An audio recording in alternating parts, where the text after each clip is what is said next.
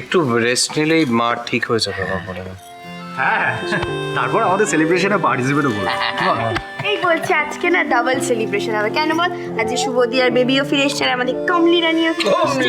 আর আজকে double party হবে তো? হ্যাঁ, পার্টি তো ডেফিনেটলি পার্টি হবে, কিন্তু তার আগে আমি আমার একটু পুচকুটাকে আদর করব। এই পুচকু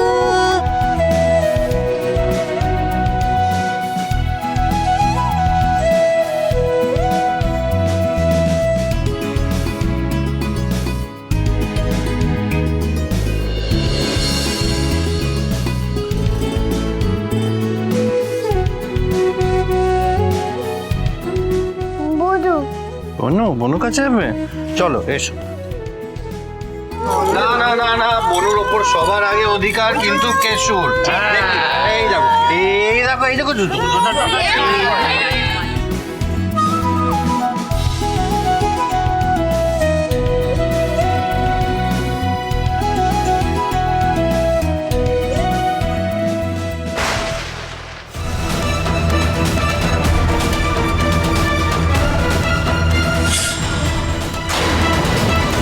আজ মাকে এরকম অন্যরকম লাগলো কেন?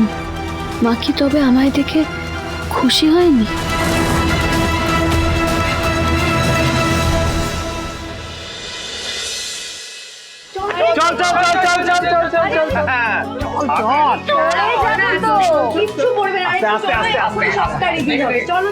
খুলবি না আগে, দাঁড়া। চলো 3, 2, 1 সারপ্রাইজ।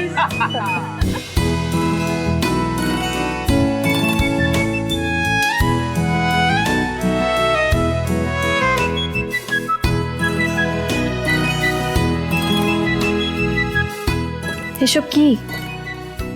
পছন্দ হয়নি? বর্দাভাই কিন্তু সকাল থেকে খুব কষ্ট করে পুরো ঘরটা সাজিয়েছে। আর একটা নতুন শাড়িও এনেছে, এটা কিন্তু তোমাকে রাতে পরতে হবে। না রে, সেটা সম্ভব না।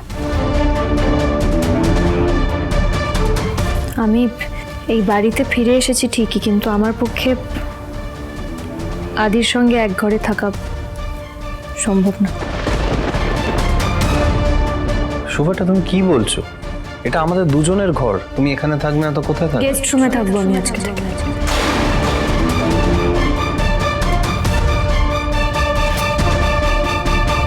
আর আদি, এটা ঠিক যে আমি এই বাড়িতে ফিরে এসেছি এই পরিবারের মানুষগুলোর জন্য, কিন্তু তার মানে এটা নয় যে তুমি আমার সঙ্গে যেই ব্যবহারটা করেছিলে তার জন্য আমি তোমায় ক্ষমা করে দিয়েছি। আমি সত্যিই জানি না কবে তোমাকে মন থেকে ক্ষমা করতে পারবো, বা আদৌ কোনোদিনও পারবো কিনা। আচ্ছা শুভ, তুই তো নিজেই বলতিস কেউ ভুল করে নিজের ভুলটা রিয়েলাইজ করলে তাকে ক্ষমা করে দেওয়া উচিত। আর বর্ধাভাই তো কতবার ভুল স্বীকার করেছে, ইনফ্যাক্ট কতটা এফর্ট দিয়েছে বলতো, তাও তুই কেন এরকম করছিস? হয়েছে, আমার যা বলার ছিল বলে দিলাম, আর এটা নিয়ে কথা হোক আমার ভালো লাগবে না। নাহলে কিন্তু আমার আবার এই বাড়িতে থাকাটা অস্বস্তিকর হয়ে যাবে খুব।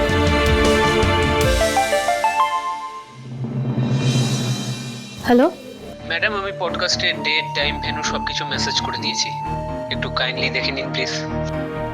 হ্যাঁ হ্যাঁ, আমি ঠিক সময় মতো পৌঁছে যাবো, অসুবিধা নেই। Thank you ma'am.